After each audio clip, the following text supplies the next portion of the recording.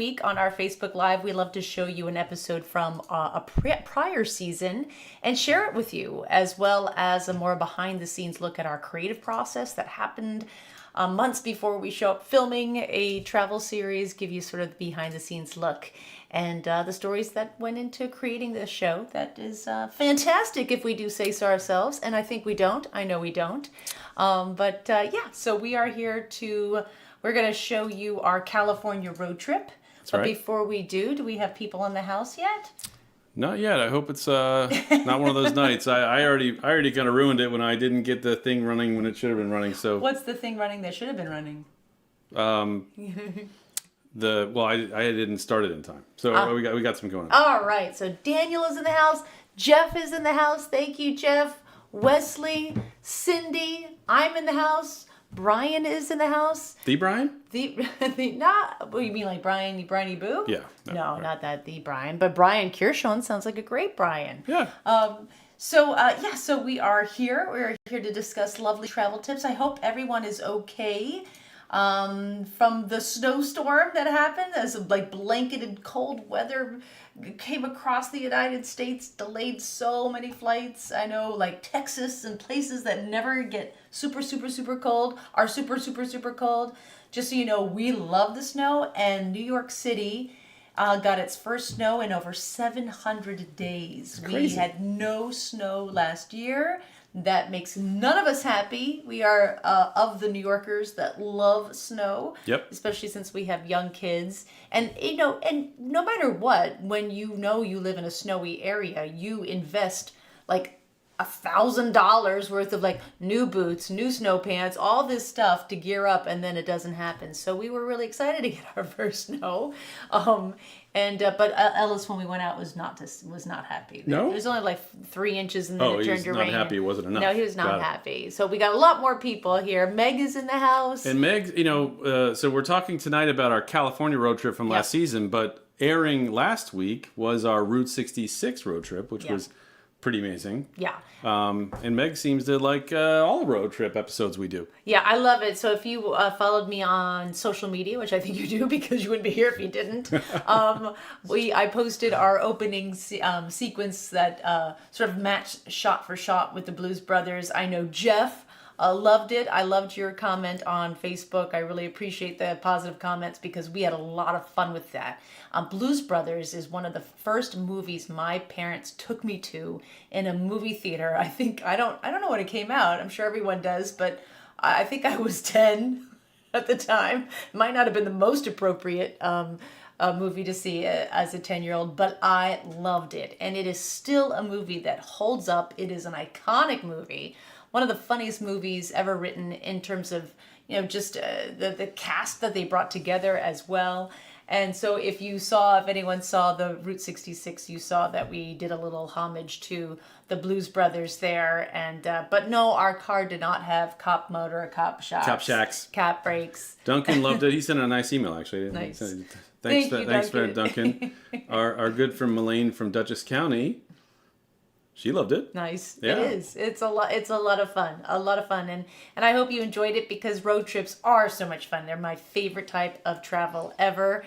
Very cool seeing Christina in the spotlight. Daniel, yes, absolutely. Christina was my wingman, and she's been my wingman for close to 20 years. She has been my stylist. The reason why I look so plain right now is because Christina doesn't live with me, which maybe we could change that, Okay. But no, she's one of my closest friends, and so we knew I needed someone like a sidekick because you don't really go on road trips alone, although I would. So she just made the obvious. She was the obvious choice because we have a lot of fun together. That was a phenomenal show to shoot. Road trips are actually very hard production-wise to shoot. They are, for some reason, just more exhaustingly long days. And we're also, because we're going the pace and the itinerary of the road trip, we are checking in and out of hotels every single night.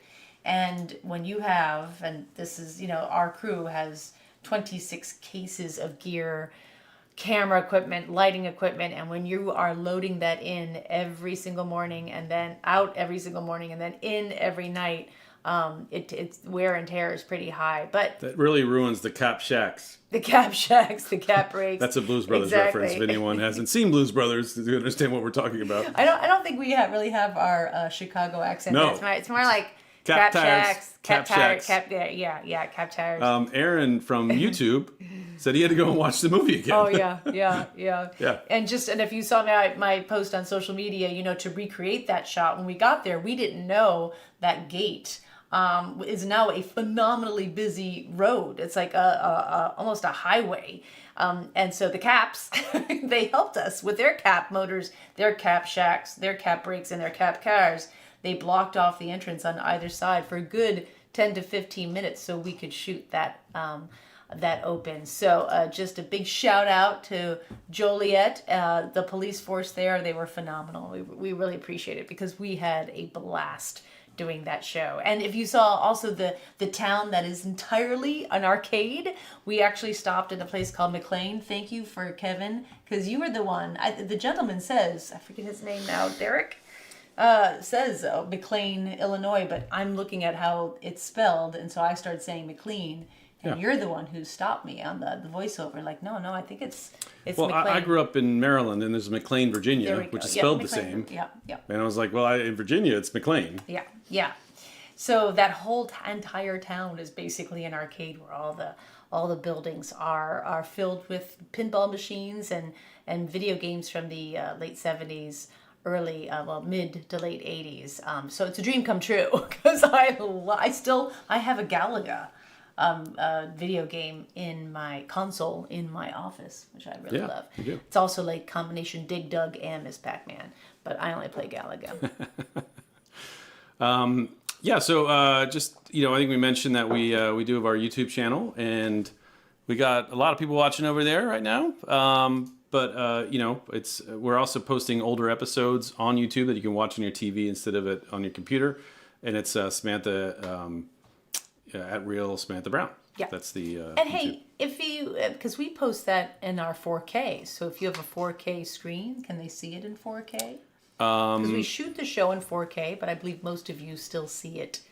So the in second HD. season onward will be in 4K, and I've only had time to upload one episode, which was Hong Kong. That is up there, though. So if you wanted to watch a 4K episode of one of our shows, which is pretty cool, you can do that. It's as long as you have a fancy TV that's a 4K TV with Fancy YouTube, schmancy TVs. Sure. that kind of stuff. But for me, it's nice with YouTube that you can just sit on your couch and you have a smart TV and just instead of having to do it always in front of your computer. Yeah, nice.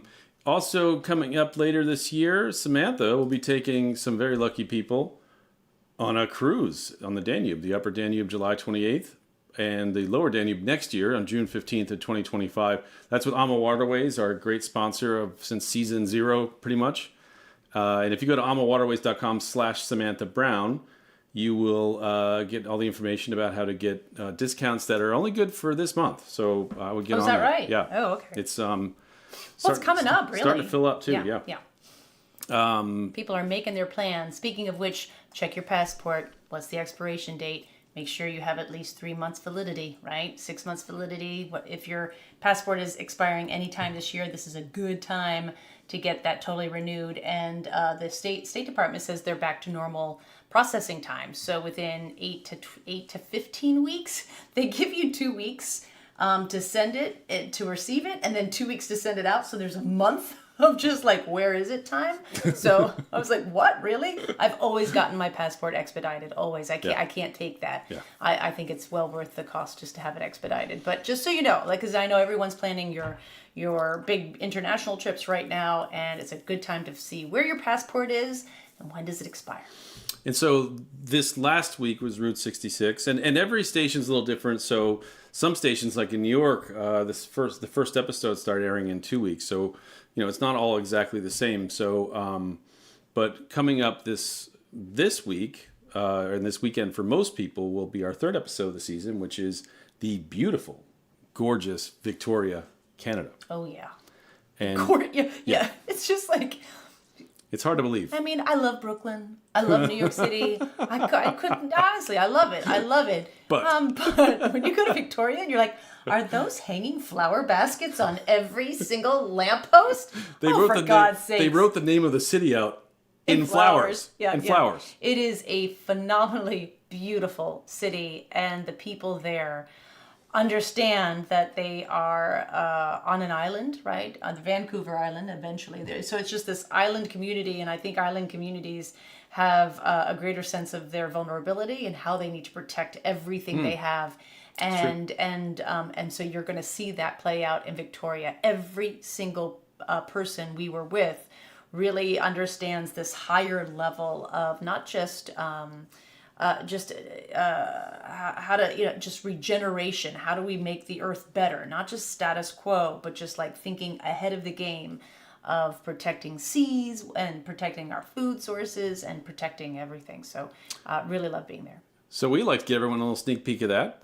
Oh, yeah. Here's our little teaser for Victoria. I'm in a city that everyone loves. It has one of those enviable locations right on the water that has attracted people for tens of thousands of years. It's a city recognized for its picture-perfect beauty and charm, where flowers bloom everywhere and friendly taxis dot the harbor. But far more than a pretty face, this city is at the forefront of sustainability. Oh my gosh! And everyone who lives here acts as a piece in its great puzzle. From its ocean waters to its lush urban forest, with a local fresh food scene that comes straight from the farm and boat, I'm in Victoria, Canada. For more information about this...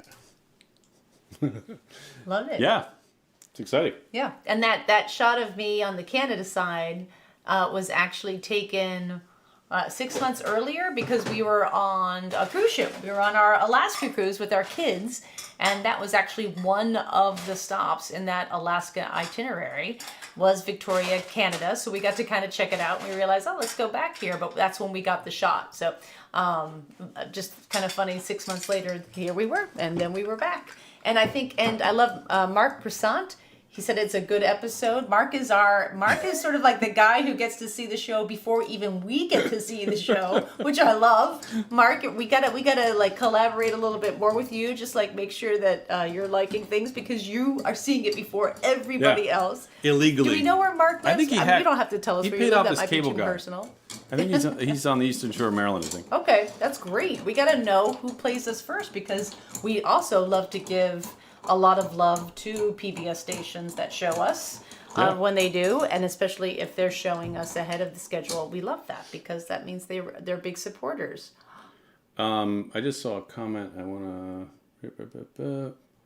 There was a comment. Someone... Oh, Ellen, just to clarify, Ellen, I actually said lucky people, and I meant people just traveling with Samantha are lucky. It's not a contest. It's a cruise you can book, and pay for it and join Samantha on the Danube. So I just want to clear that up. It's not a contest. It's it's that. Mandy asking, what's Kevin's? I hear the clinking. Yeah. Exactly. Yeah. So tonight's cocktail was kind of a grab bag. Who wanted to have their own kind of martini? We're doing a classic gin martini here with a little bit of vermouth and a dash of orange bitters just to make it a little more exciting. Oh, I like that. Thank you. Yeah. And give me a second, I'll get that poured. Yeah, no, it's hard to talk and make drinks at the same time. I even used a good ice for this. I'll take over here. I know a few people said, Kevin, Andy.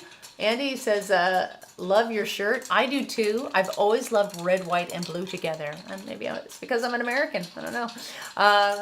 We have Darren saying that what a gorgeous city, new destination pinned. Yeah, Victoria is a beautiful city. And it really is the gateway to the rest of the island. In fact, it's such an adventure destination that when we were in Victoria, everyone we saw, everyone was like a couple and they were in their active gear that I made this joke that everyone looks like they're in The Amazing Race. Everyone looks like a couple in The Amazing Race because everyone's kind of off to doing more not extreme adventures, but just outdoor adventures. Big Victoria is kind of like your either last stop or maybe you're returning to have like a more civilized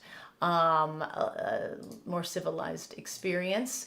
Duncan McPherson has been streaming us. Thank you. Do you stream that from your PBS Passport app or from our website? Because you can stream either one.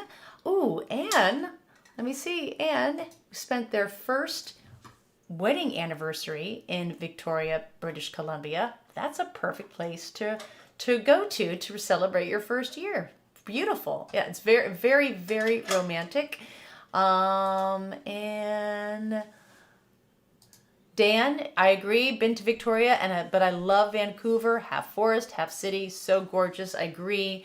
Canada really knocks it out of the park when it comes to its cities because you don't have to choose. Do I want a city adventure? Do I want a more outdoorsy adventure? You get both. Okay, so cheers, everyone. This is wow. I haven't had a martini in like 20 years. I used to drink these in my 20s. The insider tip is everything needs to be cold. I even put the olives in the freezer for an hour, just to so nothing in there is room temperature. Wow. Yeah. That is a beautiful drink. Thank you. Wow. Yeah. Yeah, I retired drinking martinis when I was like 33 because that was the last year I could handle one of these, and so and I just gonna put this over here. Yeah, I took some inspiration from the Coronado Hotel, which is the first scene of the show that we see. They're kind of they have a signature martini with blue cheese, stuffed olives, or stuff like that. So I thought that sounded good. But this is a little room tour of Sam's room at the Coronado. Yes, so I got to stay here. Fun. And it was Checked in here today. beautiful rooms. It was sort of in this checkout adjunct tomorrow building. morning around 6 a.m. Let's see, but I'll take it. Oh, my own balcony with, look at that view. So beautiful. And gorgeous pool. Nice. Yeah, so Nice. I stayed there one night because it was a road trip. So we arrived. I had an amazing lunch right there on the deck. It really is a phenomenal hotel. And I've been able to stay there now 3 times. Each time, it's just, it totally delivers. But I always say, if you can't afford to stay at the hotel, just take it for a date. Like go to dinner there or just drinks or a nice salad or lunch right there overlooking the ocean. It really, and it still has its old cage elevators, and I walked around. It was just it's a really special place. Really special place. Anne asked, gin or vodka? This is gin, and it's actually my favorite gin for doing martinis. It's a kind of a savory gin. It's got ginger and black pepper and, different kinds of botanicals and things like that. But it's Southeast Asian inspired. But it's called Opihir. Opihir? O-P-I-H-R. Anyway, that's what we're drinking. It's gin tonight. Yeah, you got to drink a martini and then you can pronounce it. Yeah. All right, what else do we have? Oh, so at the end of this, Washington, one sip of a martini. See? You're done. I am. I'm really done. One sip of, after our California road trip, David Dean brought this up last week, and I thought, that's a really great point. After we were done shooting this whole episode, we then drove right to Los Angeles to participate in the Emmys. We were nominated. Were we? Yeah, we were nominated 3 times. 3 times. Okay, for outstanding travel series, right? And then I think there was a few more. Director. I think Sylvia was finally director. got it. Yeah, I mean, in terms of nominated. And you were a host. Yeah. Was I? No, Yeah. I don't think so. Yeah. Oh, okay. See, Yeah, of course. Well, for me, when the show's nominated, that's all I care about. I really do. It's just amazing. It's an amazing experience. And so there we are. There's David Dean. He's right next to Sylvia, right next to Michael, right next to Christina, and myself. So are you taking the picture? I didn't have any pictures of you. So what happened to you? Because Kevin was there. He's looking dapper in his No, I wasn't. tuxedo. I got COVID. Oh, my God. I got COVID. Oh, my God. That's right. And Oh my gosh, that's so right. even though I was fine, this is the thing. I was back when you had a 10-day thing. You weren't allowed to fly for 10 days, and even I was kind of fine at that point. So I was sat in the home with the tuxedo, watching the telecast, drinking martinis. Wow. Yeah, and if I had time, I'd pull that picture up. But That is amazing because Yeah. I remember thinking, why don't I have a picture of Kevin? I remember talking to him. yeah, So, but it must have been the same because we've gone back to the same location again and again. So it must have been a prior year. Well, you I was have. thinking of. I only went once. What was that time I was remembering? Oh yeah, that was awful. All right. I mean, the Emmys were great. It was really great. Okay, so All right, so we're ready to start I our think we should start California road adventure. trip? Yeah. Awesome. Let's go. There is just nothing quite like beginning a morning, taking a walk on the beach, and staring at an ocean. I'm on Coronado Beach, California. This, of course, is the Pacific Ocean, and sadly, I'm not going to be spending a lot of time here because I thought I want to take you on a road trip because we are in California, which is one of the best places in the world for a road trip because there's such a diversity of landscapes and experiences to have in a short amount of time and a short amount of distance. So I thought we would start here with the ocean, and then we're going to head to the desert. We're going to go to mountains and lakes, stopping at vineyards and small towns where the populations don't exceed 2,000. And of course, we are going to be connecting with people because I feel like that's something we could all use a little bit more right now, human connection. So grab what you need and meet me at the car. You and I are going on a California road trip. Yeah, so we filmed this episode. This is one of those episodes where usually we try to do 2 back-to-back. This one, we literally flew the entire team to San Diego, filmed for 4 days, and then kind of half the team went on to Pasadena for the Emmys. The other half went home. It was kind of, that year we did a few of those kind of one-off episodes. Yeah. Usually it's kind of rare. Usually we do 2 back-to-back almost every time. Yeah, and that we shot in July, I believe? June. I'm sorry, June, absolutely. So we shot in June. And just so you know, this is one where I realized, because I was kind of alone on this road trip, that actually my partner was you.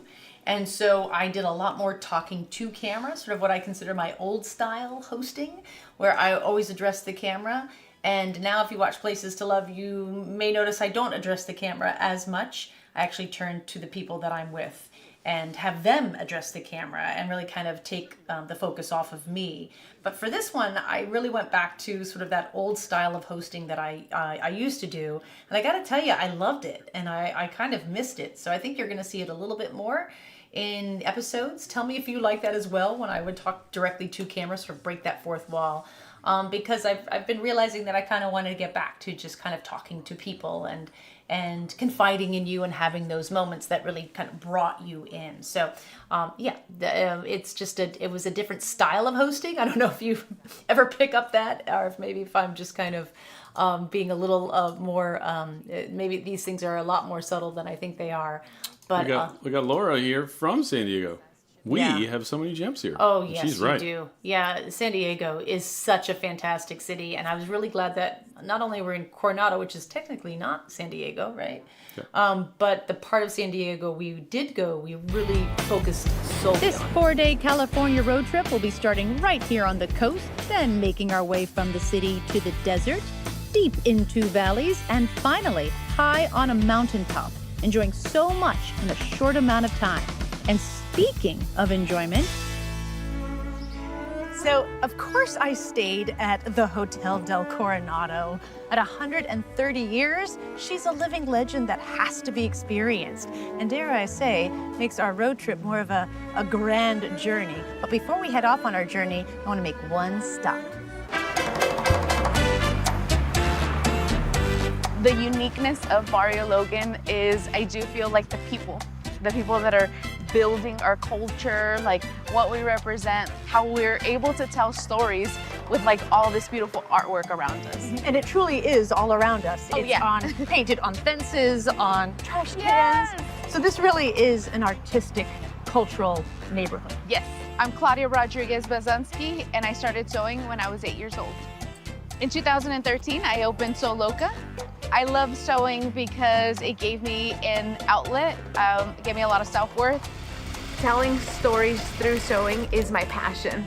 I like changing the narrative of negative words and utilizing them as positive phrases for my designs. I want to bring power to those words. And what I love is that this Barrio Logan isn't only recognized as a neighborhood in San Diego, it is literally recognized as a cultural district that is a unique part of California. This entire state really draws upon this neighborhood as saying this is a part of our identity. Having something like this kind of neighborhood is so beautiful because we finally have some kind of representation, a positive representation of who we are as people. Walking the 3 blocks that comprise the Barrio Logan Business District, I found a lot more positivity. Hi. Hi. I love your shop. Thank you. What does the name Simon Limon mean? Kind of like okie dokie. Oh. Just a little saying in Spanish. Oh, really? Okay, so you just got Simon Limon. Yeah. Someone says it, you're like, yeah, Simon Limon. Is it all local artists or gifts? Yes, I carry products from all independently owned businesses, mostly Latina-owned women. Oh, I love these. Yeah, those are Nancy's. Her studio is actually right down the hallway. Oh my gosh. Yeah, there's also Vanessa Alcaraz. She makes all of these pieces over here. Her studio's down the street, and she lives upstairs, actually. When I can keep it very local, I like to do that. Yeah. Why do you like to do that? I mean, because we gotta support each other in our community. So we really just try to work with each other and communicate and help each other out. You know, it all speaks to how diverse our culture is and our people, that we can come together with a common, goal, and we do it with love. I love it. Mujeres run the world. Yes, we do. I've kind of noticed that on this street here. A lot of women-owned businesses. Oh yeah, mostly. Why do you think that is? I mean, because we're getting stuff done. Yeah. Yes, because we run the world. If you're in I love being there. Great women. Quite literally, all those shops are owned by women, and it was just one great shop after the next. And we tried to show the ones that we didn't have time to actually talk to the owners of, but just vibrance, wonderful energy, and it all came together. This is something we had to cut from the show because of time. All of them came together during COVID. And what are we going to do to save our neighborhood? Because people weren't coming to the neighborhoods. No one was coming out. And so these women kind of banded together. Claudia was one of the women. And the other woman, I'm sorry, she just slipped my mind, who owns Simon Limon as well. They came together and said, let's do like open air days every, one Thursday or every Thursday, just to bring people out and discover us. And they were the catalysts of this movement that brought people back to this neighborhood to enjoy. And it really is a great neighborhood to enjoy. And that dress, by the way, I did buy that at the Coronado, that black dress that I'm wearing. Everyone, Wow. I know people who are commenting on it. I actually got it at the Coronado. It's a boutique dress. Yeah. San Diego, there must be tacos. At Salud, there's usually a line, but it moves quickly as the kitchen works hard to prepare their much-loved tacos on fresh corn tortillas. Oh, hi. 2 fish tacos. Yes. And the 1 carne asada. Oh, thank you very much. Here, Will. It's the perfect meal to keep us satisfied until our first stop. We are 45 minutes tops outside of San Diego. And as you can see, totally different environment and just a beautiful day. But we're headed to a little town named Julian. Now, doesn't that sound like a town you want to take a road trip to? And Julian is actually famous, very famous, for one thing.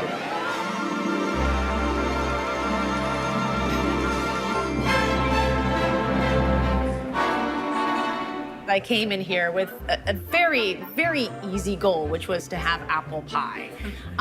This totally throws me off, Anita. You've got apple crumb, apple flaky, apple boysenberry, apple cherry. What made you want to open up a pie shop? Oh, my mom baked, and it was just it was a tender spot. When you drive into Julian, you almost can't believe it. This can't be real because it just feels, one of those postcards that you see watercolors of, and yet here you are. It is a bit of an island. And pie, I think we all love pie. Why do you feel like people come to you to get pie?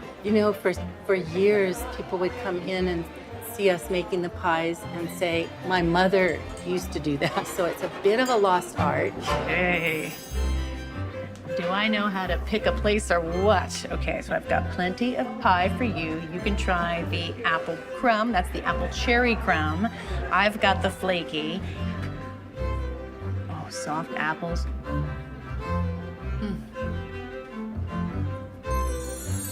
Oh my gosh. And look at that. Isn't that beautiful? Anita was telling me that she can make up to 600 pies a day. That's how famous Julian is for apple pies. Okay, switch. All right, now you try that. I'll take my fork. Here's your fork. All right. Here's the crumb.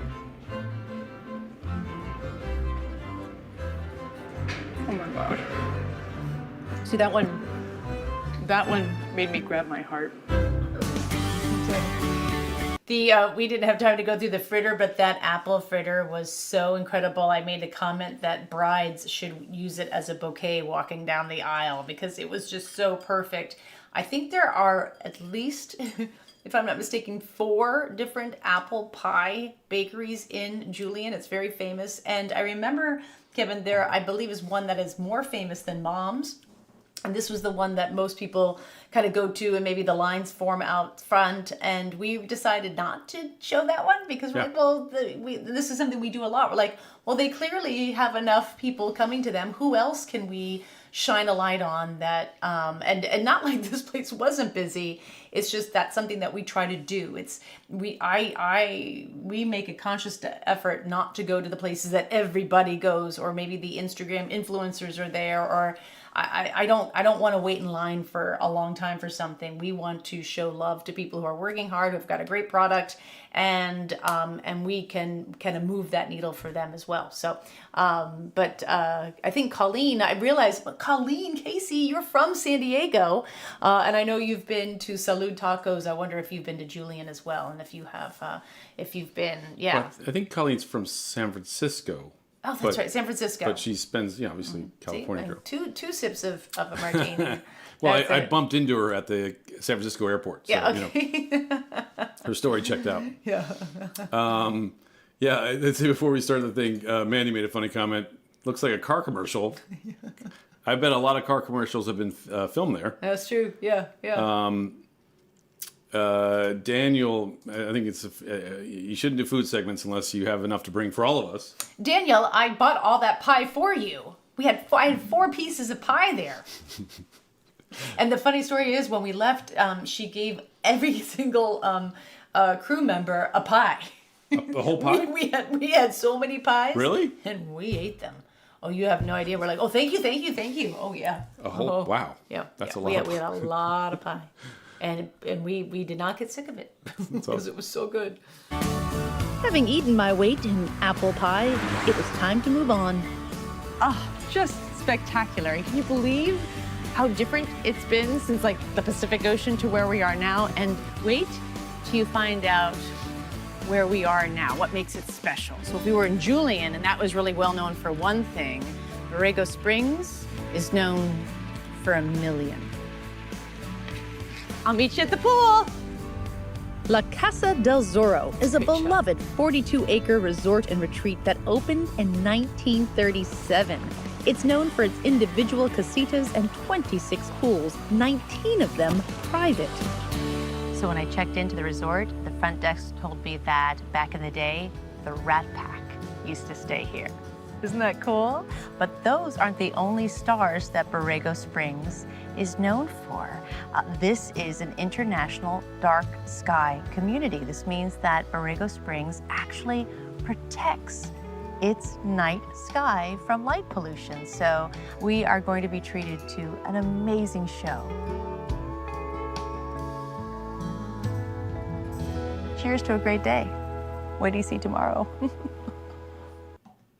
I know you want to talk about this shot. There was a little magic in that shot there. A little TV magic. That is David Dean. Yeah.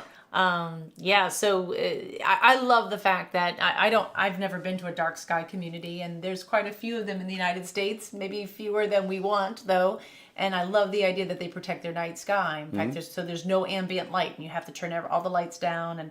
And but we don't have the type of cameras to get shots of stars. In fact, when we were there that night, I don't think you know. I don't know if you remember. Well, I disagree with that. We have the right cameras. The issue was it was a full moon. It was a full moon. Yeah. It was a full moon. Our cameras. And speaking of our camera people that invest a lot of money in the equipment they have. Oh, is that right? Their cameras could certainly get that. I didn't realize. It's just when you have a full moon blasting away, all those little beautiful stars kind of.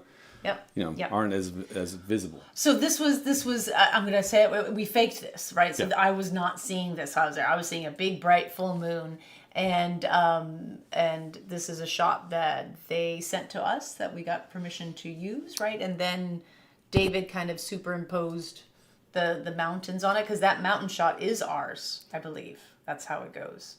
Something like that. Just to kind of back it up a little bit here. that Borrego Springs actually protects its night sky from light pollution. So we are going to be treated to an amazing show. That is Borrego Springs, those mountains. Cheers to a great day. That is true. What do you see tomorrow? Up and Adam had a great night's sleep and the car is fully charged for our great day ahead. But not 5 minutes into my drive, I had to pull over because what is this? Do you see what I'm seeing? Spread out over 3 square miles of desert landscape just outside of Borrego Springs is an astounding menagerie, the Sky Art metal sculptures. How many creatures are there? Now, I believe there's 128. Right. They stretch from one end of the valley all the way to the other end. That's incredible. I'm James Oakey McNatt. I was the mayor of Borrego Springs and very proud to be mayor. The sculptures here at Borrego Springs, I've been maintaining them for about 11 years now, and my wife calls me the zookeeper.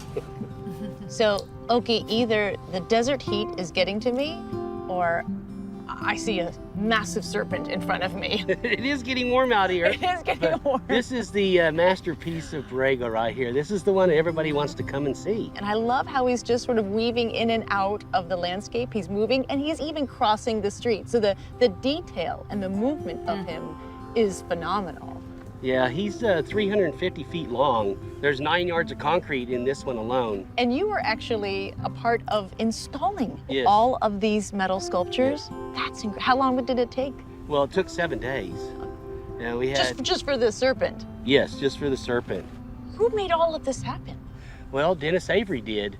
Dennis Avery was the heir to Avery Paper, Avery Label, and he lived down here in the valley. The artist Dennis Avery entrusted with this massive project was Ricardo Braceda. His large-scale metalwork is found across the world, but its highest concentration is installed right here. Dennis wanted to install something on his property that would give people a chance to get down here and enjoy the desert and park along the road and get out of their car and walk up and see them. That's why a majority are close enough to the road that you could walk to. That's what a road trip is about. It's not just getting to your destination, it's about enjoying the ride along the way. Yeah, it's pretty amazing. I mean, those sculptures are phenomenal. I think our cameras really caught them well, especially that serpent, but even up close, just incredible. And Borrego Springs is a really great place to visit, to hike. They have amazing hiking to like pools that you can swim in. So there's so much more you can do. So I highly recommend going there. And then just maybe a half an hour outside of Borrego Springs is Ricardo Braceda's actual studio where you can meet him. We did not have time. We could not, our schedules were unfortunately not aligning because we would have loved to have shown and met Ricardo, but you can, and his studio is just about half hour outside of the Springs. But really fascinating destination. Just what are we now? 2 hours outside of San Diego, I think. Yeah, not about. even. So I just loved it. I love desert environments, so I'd love to go back. San Diego County is massive. It technically might still be in San Diego wonder. County. Yeah. I know Julian was. And a few people had asked. It's Borrego, Borrego Springs. Borrego Springs, and it's it's kind of due east, a bit north from San Diego. One of the things we didn't mention when we started off this is that the kind of unofficial title of this episode for us was the ocean, the desert, and the mountain, and the idea that in 4 days of filming in California, you could cover so much ground to go from these drastically different views and experiences from the ocean in San Diego to potentially in the same county to the desert. And I mean, you can see how, I mean, that's legit desert. That's not, No. that looked hot. And I got to tell you, it is a travel show production dream that all these locations are so close. And California is a dream for us to shoot in because of that. I mean, just incredible landscapes that vary within hours of each other. And what makes it good for us to be there, of course, makes it great for you to be there. That's why it's such a great state to visit, no matter where you go. I mean, we had, I think, 3 other areas of our road trip we were looking at. Yeah, it's true. And, you Yeah. know, because it's just incredible. You know, Redwood Forest to the Pacific Ocean to elephant seals. Okay, we've got, let's do this desert. I'm sure we'll do those one day. Oh, I hope so. I mean, the one I remember the most was the like Sacramento, Fresno. That there's a road. I was Is it gonna the say more 5? north. I don't know what it is, but there's More north, yeah. there's a road that kind of connects that valley, and it's like every stop is where like artichokes are, where garlics. You know, the garlic capital of the world is in California. You know, just it's so much interesting agritourism there. You know that. Well, we've taken our kids on 2 massive California road trips where That's right. we traveled from Los Angeles to San Francisco and did like the 5 days between, stopping along the way, and just had a fantastic time. So yeah, I've done a lot of California road trips. We're now headed to the town of Temecula, which is known for something that Southern California is not known for: wine. I'm checking into a bungalow at Carter Estates Winery and Resort to be fully immersed in the wine culture. Cheers. Starting with a little afternoon sparkling wine break. This is just one of 50 wineries in the area, so I'll be hiring a car. A sidecar. You always need a helmet when you drink. Drink safely, you know what I'm saying? Sidecar Tours is making our wine tour a lovely and balanced blend of safety and fun. So what makes this a great place for growing grapes? The elevation of Temecula Valley, the soil type and climate is the closest in the world to Tuscany, Italy. Oh, wow. So Italian varietals do very well, which we are a predominant Italian producer. Our soil is very diverse. We have a lot of the heat, but then we get the cooler winters. And I think we've been able to be really creative with what varietals plant the best here and grow the best here. Olivia is one of the few female winemakers in Southern California, and she's especially skilled in blending wines. We're blending our 1886, which is our designated wine club wine that they get to name, which is a fun little contest we've been doing the last few years. So we kind of mess around with, you know, different percentages of each varietal until we are happy with it and we know this is it. And this is the perfect. 1886. This is the 1886, which is a very fun red blend. It's named in honor of when my family started making wine back in 1886. This one is an 80, we're doing 80%, 20% Syrah, and then we might do a little bit of something else. So that's kind of our way of being really creative and artistic. How often do you do this sort of mixing? Not enough. It's the best part of the job. I was just gonna say, this we have a blast. We have a blast showed doing up it. at the right time here. Cheers. Well, cheers. Yeah, cheers.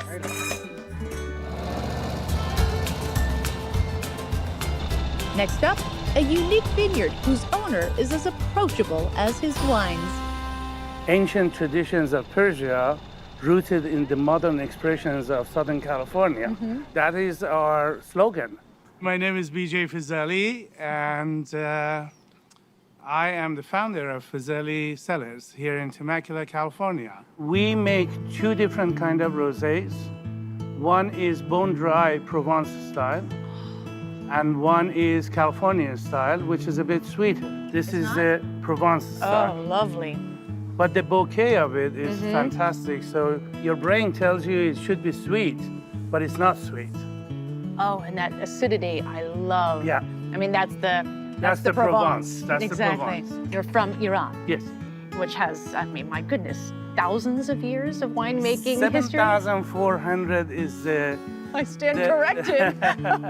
If you try my food, for example, this is a shrimp flatbread, but the shrimp has been marinated for 72 hours in saffron.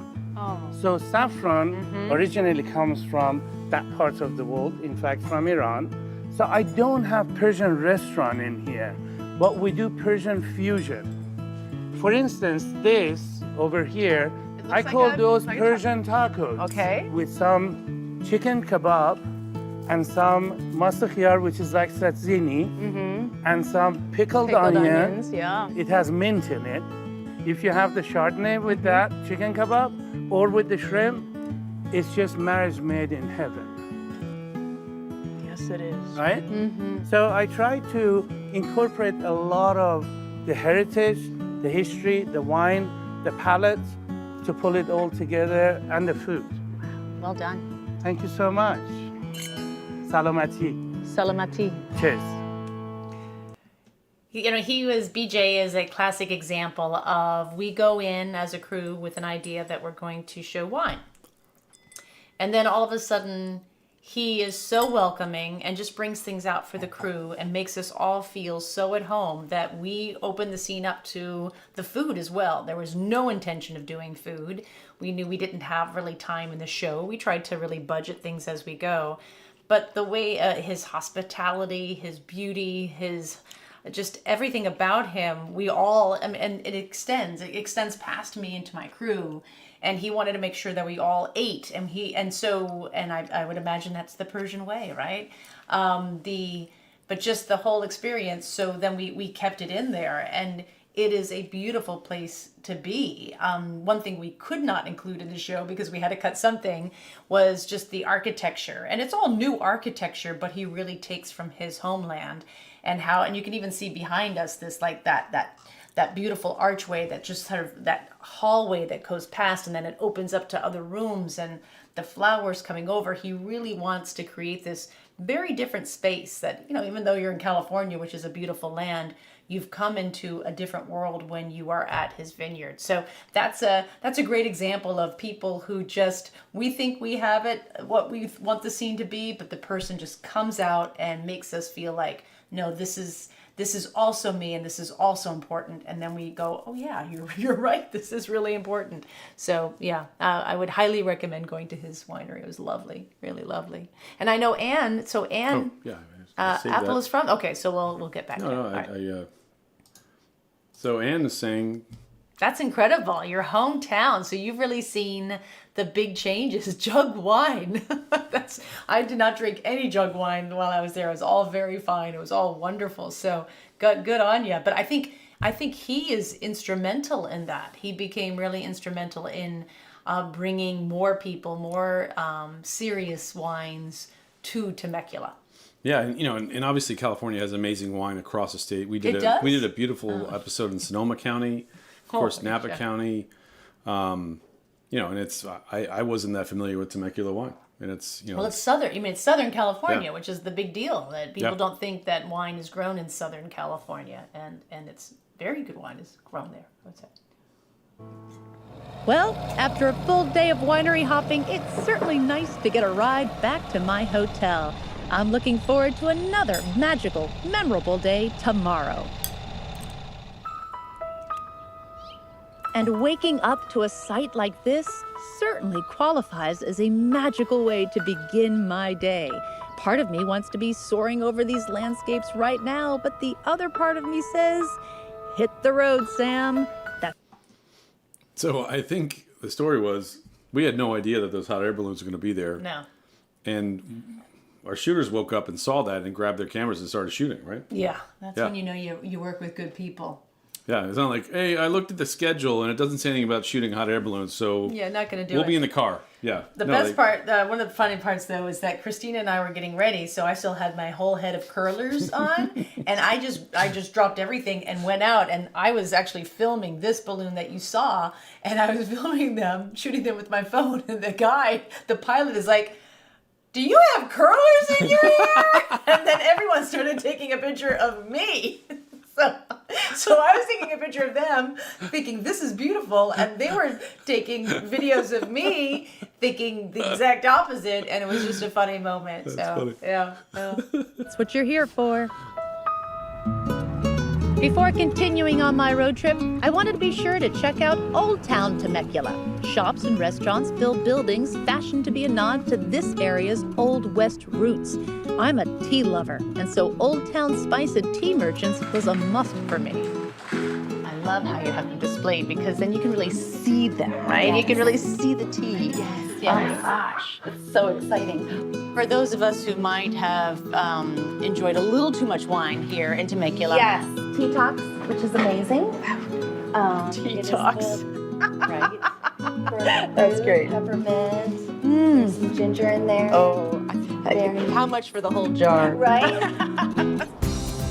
We are headed north on our way to Big Bear, California. But I thought we'd like to take a brief break and a stretch at a historic ranch and stagecoach stop that was founded in 1854. But if I was in any rush, we are certainly not now. This is 123 Farm. Yes. It's a great name. What does it come from? In California, we don't have a true winter, so it's the 3 seasons.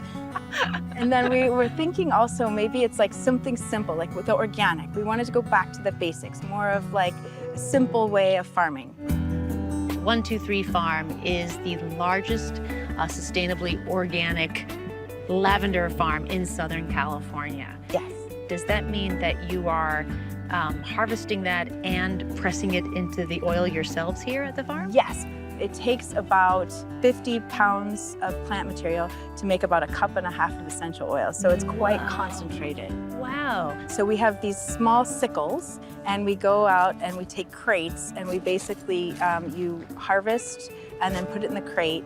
And then we take the crates to either the distiller or something that's called our dry barn. So it's all pretty hand labor intensive. And how do you know when it's time to harvest? You look where the bees are. Oh, okay. And when they're pollinating the flowers, then you know it's pretty much the right time to go to that section. There are over 400 varieties of lavender.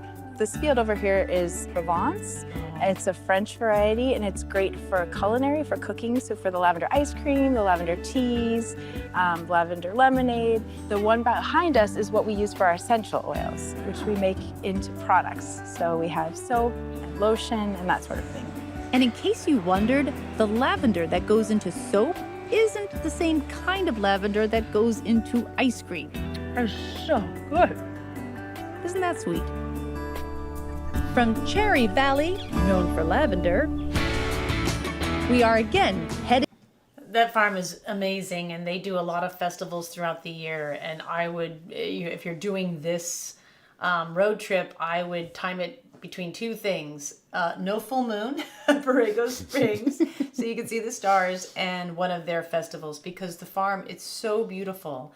And I have always thought that the lavender in food is the same lavender in soaps. And so I have never, ever even wanted lavender ice cream or anything like that. And it knocks your socks off. I had no idea there were 2 different lavenders, that they're actually grown for food consumption and then for like aromatics and whatnot. And so highly recommend, if you think that's adverse, if you're like, oh, no way, try it. So walking through that field, Brent's saying that field is so beautiful.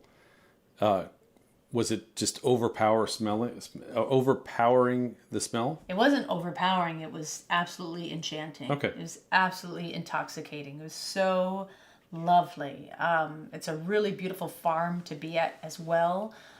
They really have everything set up beautifully so you can enjoy it and enjoy the grounds. But they come at, it's not too commercial, so it's that perfect balance, right? Because you don't want, when you go to a farm, you're like, oh yeah, they figured this out, and this is all just a little bit too processed. Right. And it was just, they came by it with such integrity, so highly recommended, and it's just beautiful. Just a beautiful place to be. It out and up. Just like that, the scenery changes. This is what I love about California. Never stop surprising you. Big Bear Lake, 34 miles. We're gonna check in at this really cool lodge. Love the little cabins. Oh, this is adorable. So much fun. All right, got my lavender and my cabin. I'm gonna sleep like a baby bear tonight, for sure. Good night. With so much ground to cover, I wanted to cover as much as I can. So for that, it's the dune buggy. Today we're going to take you into San Bernardino National Forest. We have dry lake beds because of the California drought and different types of wildlife, chaparral bushes, pine trees, spruce trees. We're going to be bouldering for sure, going over the rocks. I'm Natalie Gaines and I'm from Big Bear Lake, California. 26 years I've lived up here, hiked every peak, done every trail, and I love it here. When you come to Big Bear, everything goes silent and you're able to enjoy nature at its most vulnerable. That's That's phenomenal. Yeah, it's peaceful up here. Please tell me it's like this every single day. Except when it snows, then you want to be inside. What are we looking out over? This is the dry lake bed of Irwin Lake. It used to have water in it years and years and years ago. Are we still in the San Bernardino National Forest? Yeah. Okay. Yeah, you're going to be in it until you're 20 miles that direction. So it's massive. Yes. Kind of hard to get my head around just the magnitude of the land that we're in. Big Bear is about 20 miles from tip to tip. Got all the different hiking trails, all the different peaks and mountains around you, and then comes down into the center and boom, you got Big Bear Lake, California. It's like this little belly button of wonderfulness, right? So I think it's the end of the scene, right? Yeah. Yeah. So she mentioned the California drought. Well, I don't think they're in a drought anymore. I think they got that. So this was filmed a year and a half ago. Yeah. And last winter, a year ago, they got like 9 all feet of California snow. got so much snow that. And Big Bear especially, they got so much snow it became an emergency. And we were actually thinking, whenever we put our shows out, we have no idea the time that they're going to be out, and it was kind of timing it so that it would be sort of strange that we were plugging this big road trip at a time where people were trying to get out. They couldn't get to them, and it was getting a little crazy. They didn't have electricity for a while, and then it all resolved. But since then, they've had lots of water, so it'd be really fascinating to see those lakes now. I don't know, maybe someone, there's a lot of people who have a connection to Big Bear, what they feel or what they know about the area, but it's striking, and it was just a beautiful place to be. I think one person said their family had a cabin there since 1926, and they worked there in the 90s. There's nothing like it's such a magical place, really magical place. It's hard to believe that you could see that magic when I guess you were driving really fast, because Brian, our director of photography, was behind you and he couldn't keep up. That is the biggest load of bull I have ever heard. Whoa. Brian. Whoa. Brian goes like 90 miles an hour in minivans that were only slated to do about 65. Brian is a fast driver. You leave us all in the dust. Blaring country music. Exactly. But now, it's finally time to get out on the actual lake. It's gorgeous. How long is the lake from It's 7 miles from one end to the other. 7 miles? Yeah. Okay. And how long does it take you to kind of do like a nice little trip around it? It could be, you could probably do it in, I'd say, an hour and a half. 2 hours would be nice, slow cruise, you know. It's the perfect size. I know, it's great. What do you love about living on a lake where people from all over travel to? I love sharing where I live with people from all over the world. We get people from every country, and I think it's awesome. I mean, here we are in Southern California, 2 hours from LA, 3 hours from San Diego, 3.5 from Vegas. And we're up here in the sunshine where we get the June gloom down below. Up here, we are in the sunshine. People don't realize how beautiful it is. Time for us to make our way to shore and to the Pines Tavern for some live music.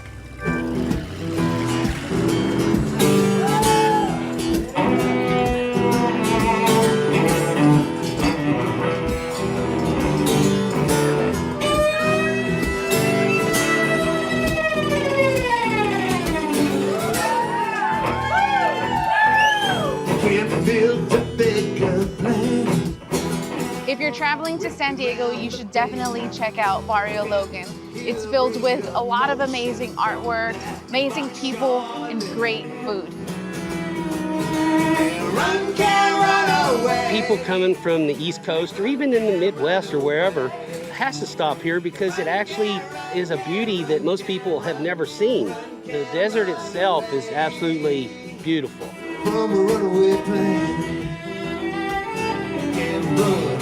Believe it or not, Temecula has been named the top 10 wine destination for travelers. And that's in the world, not in the United States. Come and discover it now. I would say for any visitor that comes to Big Bear, come here with the mindset that you are in nature's playground and take care of it as such.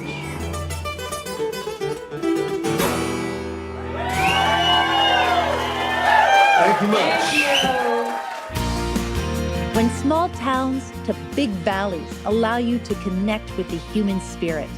When a destination invites you to taste, savor, and enjoy. When you hit the road not entirely sure what you're looking for, but then you find it, that is when we share a love of travel. From oceans to deserts to mountains, a California road trip takes us to so many places to love.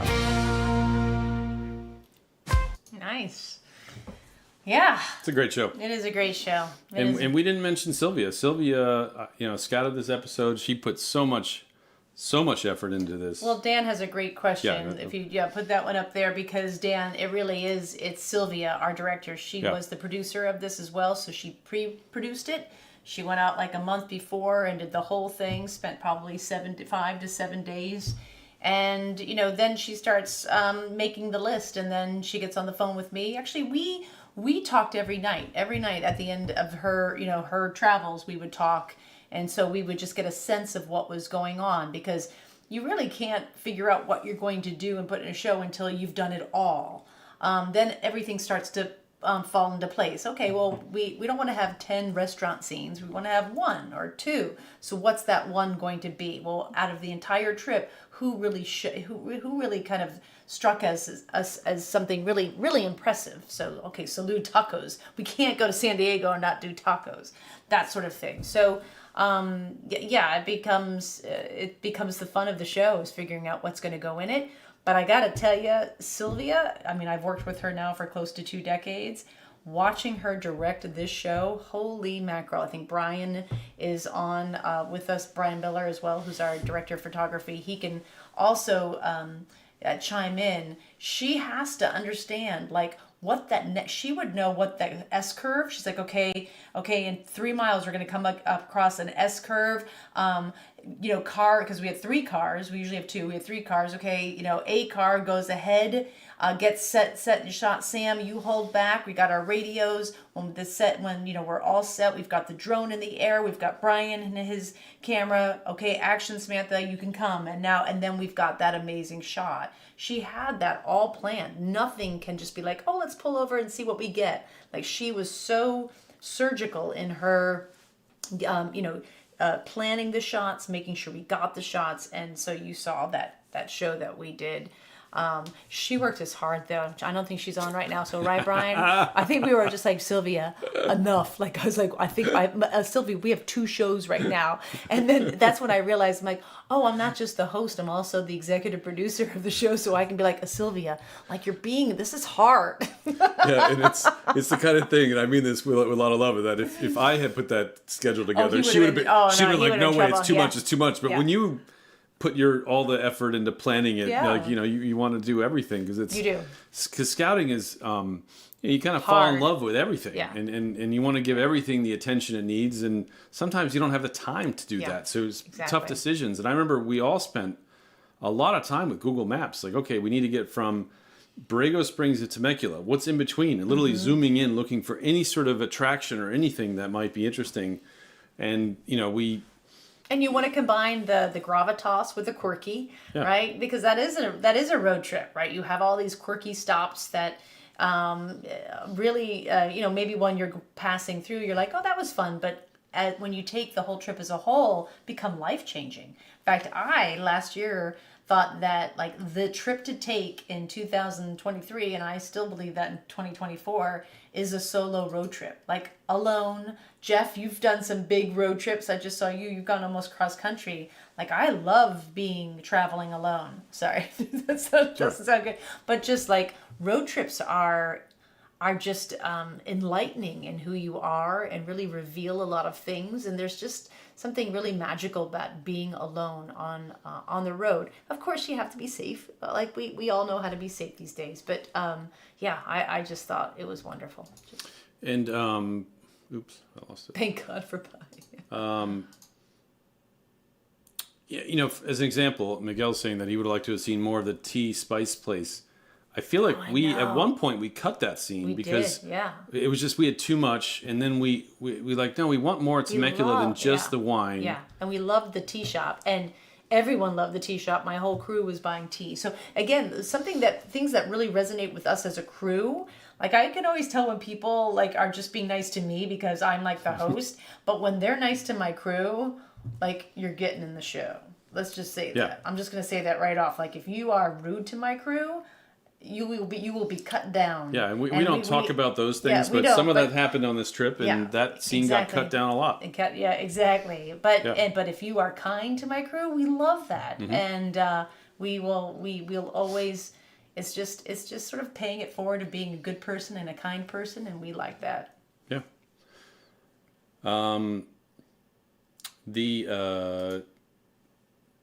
No particular order here. Someone had a great question. I think it was someone asked about the Tesla. What do you think about driving an electric car? Anne asked that question. Yeah,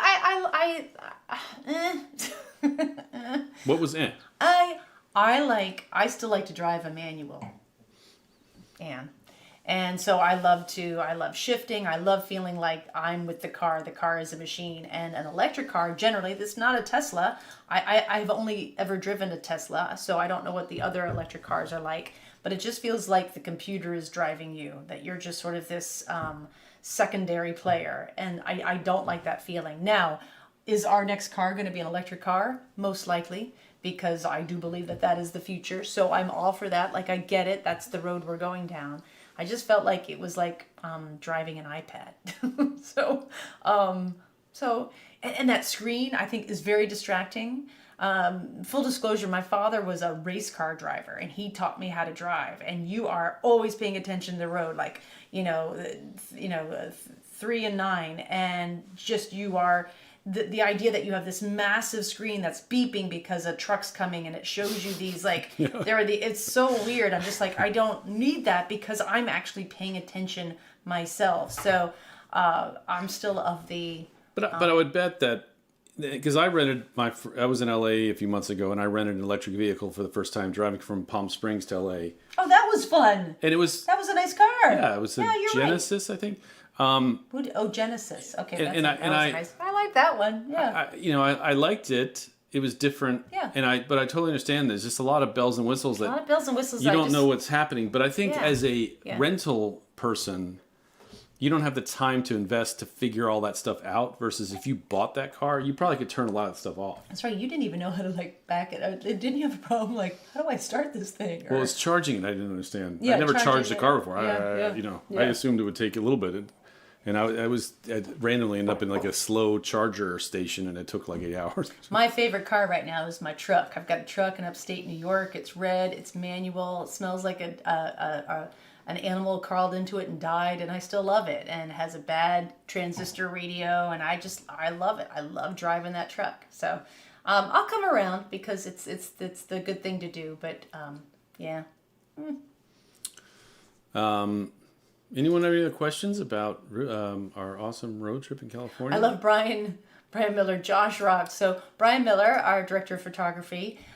Josh is our B cam. Second camera. And Josh is the one who got up and took all the footage. Spit out his coffee and ran back to get his gear out of it. Got his gear and took the shots. I don't even think Brian got out of bed. Well, I mean, if you're Brian Miller, do you need to? No, you don't. He looked up sexy. Yeah, Josh will get that. Yeah. And Chad brought on this coffee on a tray. Yes. So thanks to Josh, we have those shots. Yes. Thanks to everything else, we have Brian. I have a red drink too.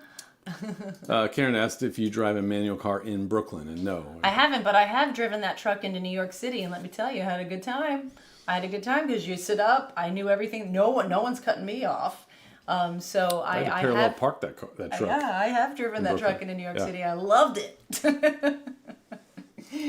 Well, that's a good question. Craig asked, after a shoot is over, do you all sometimes meet at one of the places you really liked shooting in during the episode? Absolutely.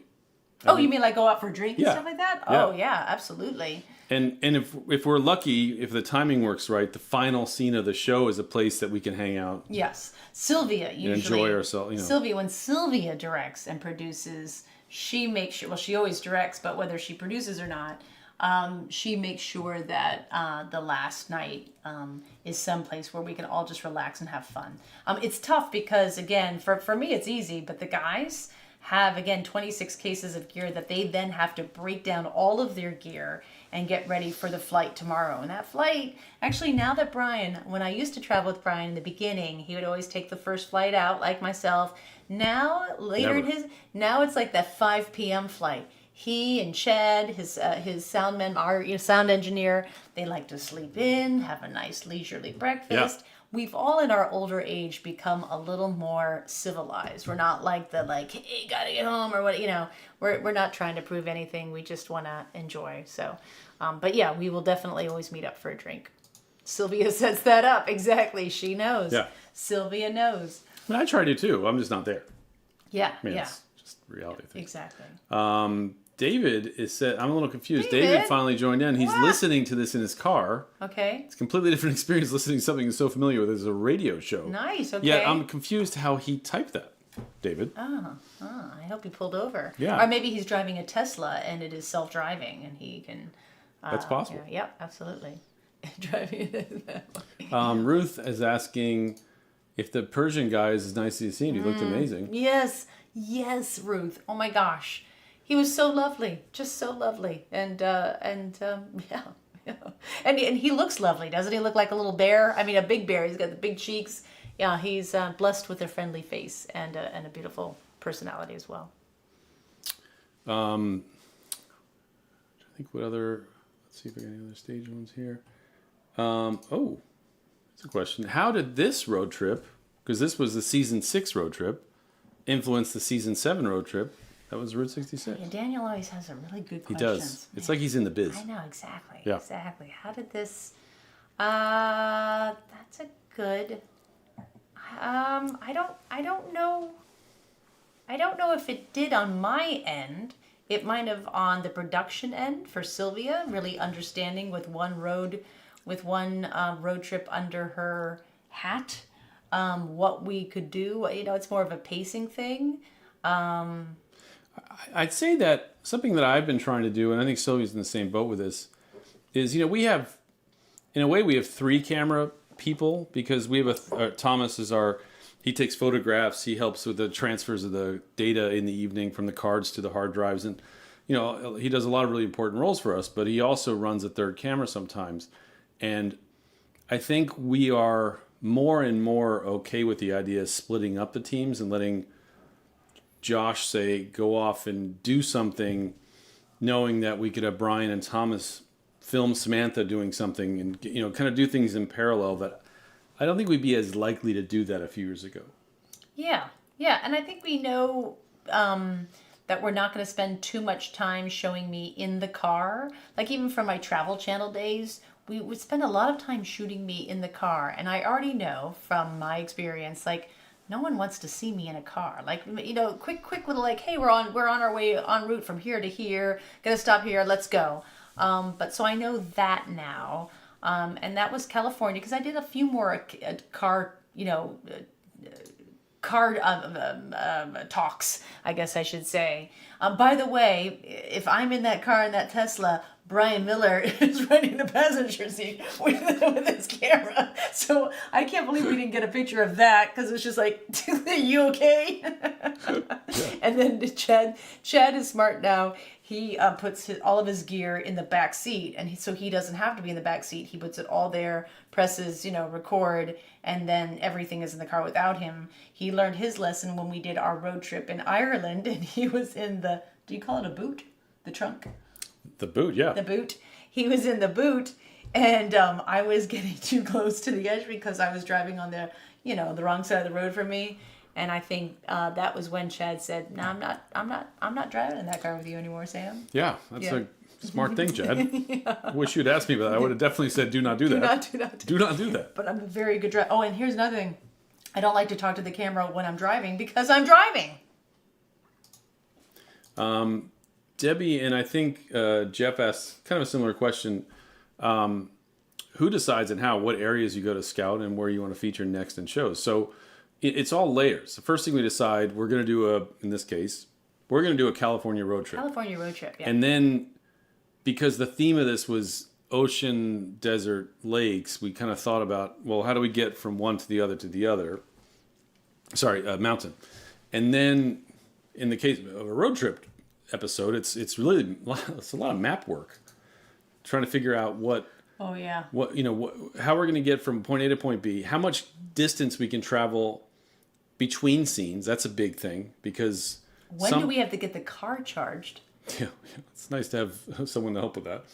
But it's all this kind of logistical stuff. Saying, all right, well, in the case of Route 66, we had some days that we had longer stretches of driving, and we're considering potentially doing the entire route over the next couple of years. And I think the one thing that Illinois has, which is great, is that there's a lot of density, kind of bigger cities near each other.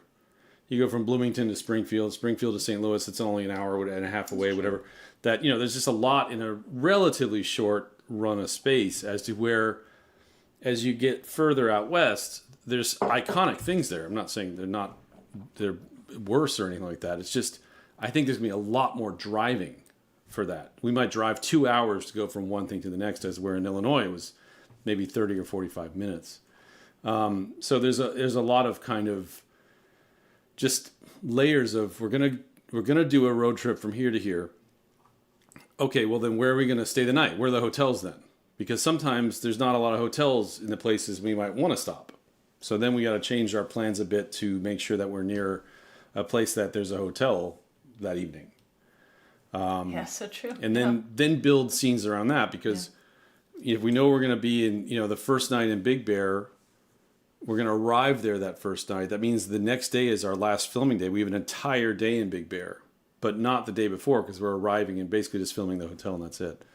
So it's kind of layers of complexity that ultimately, honestly, once it gets down to like, this is what's happening in this day, and then this is happening in that day, then all right, well, we're staying in this hotel in between, and we have this kind of a drive in between, so we can tell the crew, all right, hey, you got an hour drive, we're not stopping, we're not going to get those beauty shots of the car going by, because that takes time to stop, and someone's got to go way ahead, get out, get all the gear ready to take that shot of Sam driving by, and that eats up time. So, it's just knowing, kind of picking your battles to know when it's worth to get those shots and then when it's not. Because what doesn't really happen is you have 3 cars going 60 miles an hour and somebody says, hey, that's cool, let's get a shot of that. And all 3 cars pull off to the side of the road. It doesn't work that way. We just don't have time for that kind of stuff. Right. I get it.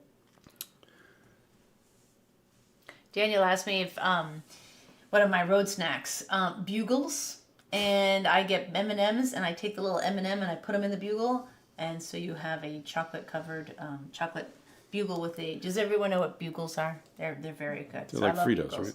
And I'm kind of famous for a drink that I made up, which is a road trip drink, which is I call it my gas station affogato, where I get a cup of coffee and an ice cream sandwich. And every gas station in America has those 2 things, and neither of them are good, but together, if you dip the ice cream sandwich into the coffee, you have a gas station affogato. There you go. So that's it. You were saying about the apple pies. When we did a show our first season in Oregon, the RV episode, which was the final episode of our first season, when I scouted that, we visited in that show a orchard that we really focused on the apples there, but they grew lots of fruit. Everything, yeah, cherries. And plums. He gave me a bag of black cherries. I mean, a huge bag. It was probably like $30 of cherries. And I could not stop eating them. Oh, yeah. And I just remember, like, every day I'd get out of the car, like, it's just like a stomach ache. Yeah. But I could not stop eating them, Yeah. All right. Lori's asking about Swedish fish. We should get like a honorary candy jar and put it behind us. Yes. Okay, so where are we next week? All right, let me hit the button there. We are next week going to be visiting the awesome city of Madison. Yeah, this is a perfect episode for this time of year because we shot there in the winter. Clearly, we were in California in the summer, but now I feel like there's a little more simpatico with the season that we're all living through right now. And a great destination. And my favorite thing, curling, and I actually made an appearance in this episode. That's Becca Hamilton, an Olympian curler that was awesome to be on camera with us. And I got to join and curl with an Olympian. And 6 months later, I got to curl with their brother, who's also an Olympian. He won the gold medal 5 years ago. But yeah, great place. Had a great time in Madison. Yeah. Such a great city. Yeah.